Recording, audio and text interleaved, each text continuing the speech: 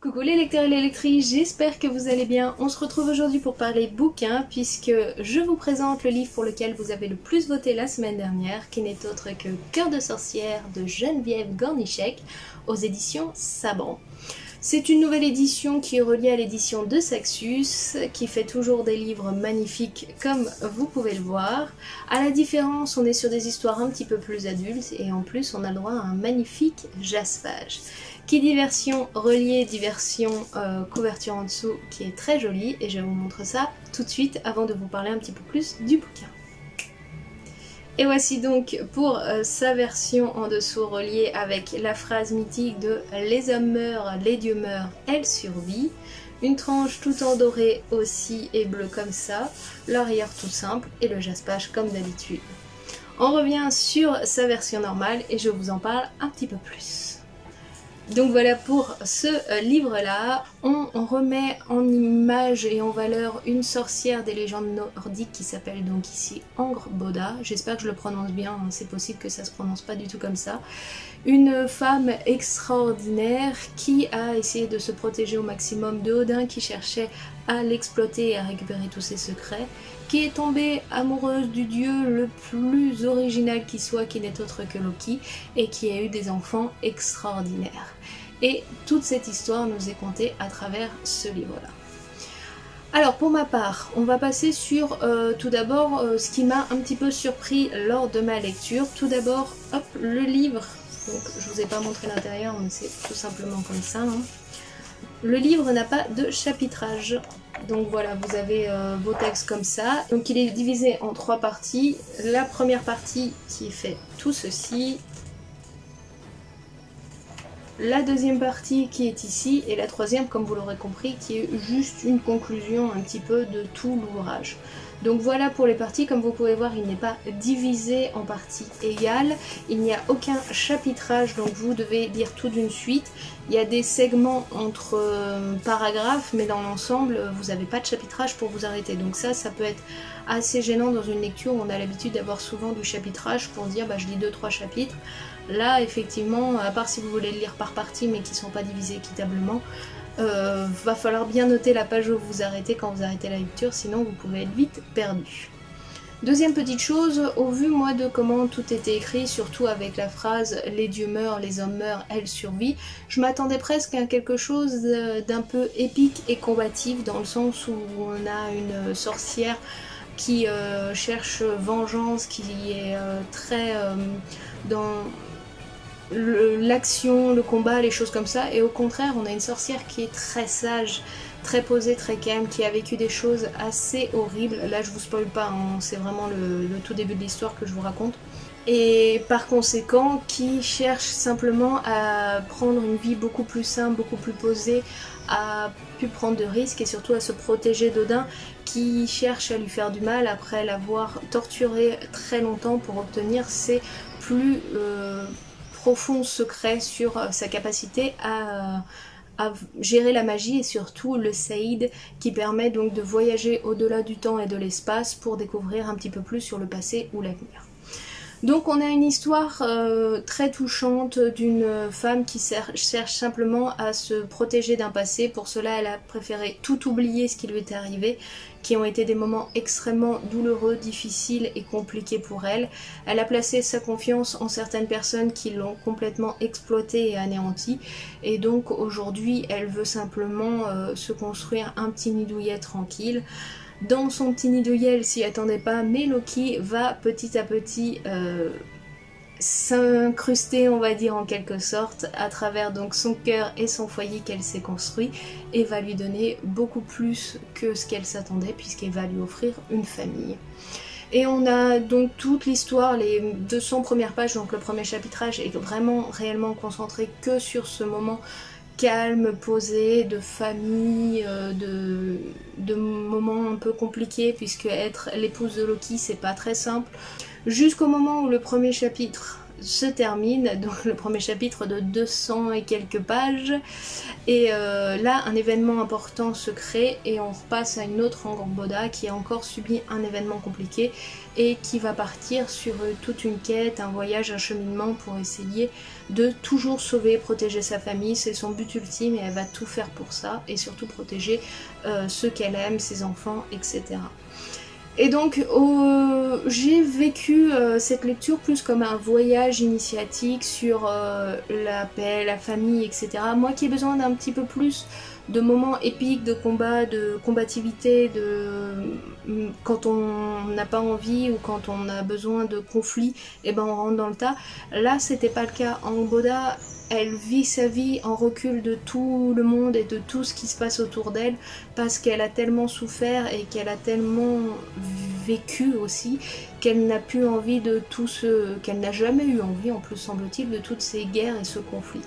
Quand on doit avoir des batailles ou des moments importants de la vie de ses proches qui vont mettre de l'action, des choses comme ça, elle le fait à travers le Saïd, donc elle le fait à la troisième personne, de loin comme quand vous regardez un film.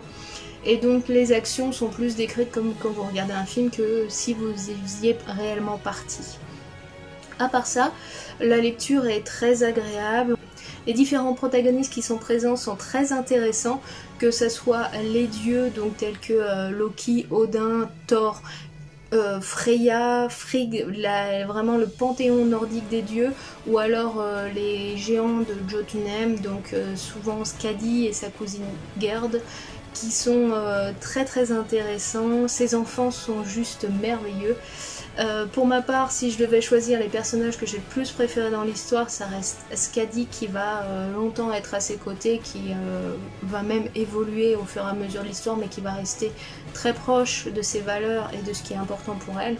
Et les trois enfants qu'a Angrboda qui sont juste magnifiques et intéressants.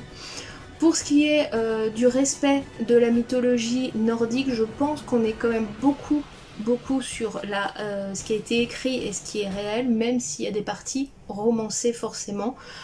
Dans l'ensemble, si vous lisez le livre, vous êtes quand même très proche de quand vous lisez les légendes nordiques sur les dieux, le panthéon, les mythologies, les créatures et ce genre de choses-là. Ce que j'ai aussi beaucoup aimé, c'est le fait de remettre en valeur un personnage de la légende nordique qui avait peut-être que 2-3 lignes ou juste cantonné à un rôle mère d'eux ou femme d'eux ou destructrice d'eux, mais pas réellement tout un panthéon, toute une histoire, toute une légende construite, tout ce qu'elle a vécu, qu'on raconte un petit peu les difficultés que Odin lui fait subir comme si c'était des anecdotes ou des choses pas très importantes, alors que ce qu'il lui fait vivre c'est quand même atroce et extrêmement horrible.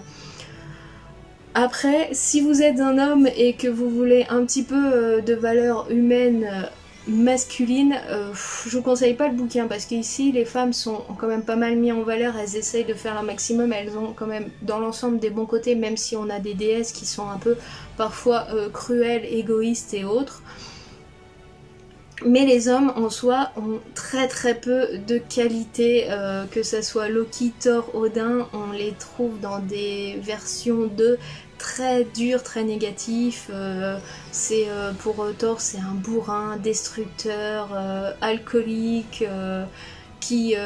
orgueilleux, bref. Et pour Odin c'est encore pire puisqu'il est malveillant, manipulateur, tortionnaire, cruel, vil, orgueilleux, il a de l'avarice, bref. Les hommes dans ce bouquin-là n'ont pas du tout de valeur, même Loki, qu'on met quand même très au centre de l'histoire, a beaucoup de défauts plus que de qualités. Et par moments, c'est vrai que quand on est un homme et qu'on lit cette histoire-là, on dit putain, les hommes, c'est vraiment des enflures de première. Même si, attention, il faut toujours nuancer, on n'est pas blanc ou noir, on est de toutes les couleurs qui soient, mais là effectivement le livre je pense voulait être assez féminin et à mettre en valeur à nouveau ces femmes qu'on oublie ou qu'on cantonne à des rôles très simples de mère ou de protectrice et qu'on raconte pas toute l'histoire et tous les événements qui leur sont arrivés et surtout des événements cruels et vils qu'on raconte comme si c'était une simple anecdote. un petit post-it, une chose comme ça, alors que ça change clairement la façon de voir et de vivre les choses.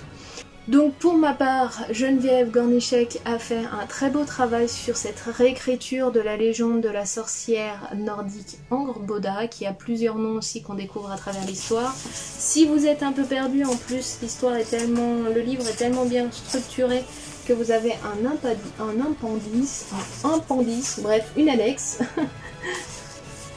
avec donc tous les noms que vous pouvez croiser, etc. Les créatures et puis les différentes races. Et ainsi que les textes qu'elle a utilisés pour s'inspirer de ce roman-là et pour l'écrire. Donc l'annexe est très intéressante, ça permet d'en apprendre un petit peu plus, même si c'est quelques lignes ou autres, ou de vous recentrer si vous êtes un petit peu perdu sur les différents personnages qui existent. Puisque le panthéon nordique est très très large et tout ce qui est légende autour est encore plus vaste. J'ai adoré ma lecture, c'était un incroyable moment au cœur d'une femme. C'était peut-être un petit peu trop lent, un petit peu trop posé pour moi, j'aurais préféré un petit peu plus d'action. Mais grand coup de cœur pour Skadi et les 3 enfants de Angrboda que je vous laisserai découvrir à travers votre lecture. Mais pour moi c'est un grand oui si vous aimez la légende nordique et vous voulez en apprendre un petit peu plus sur une femme extraordinaire.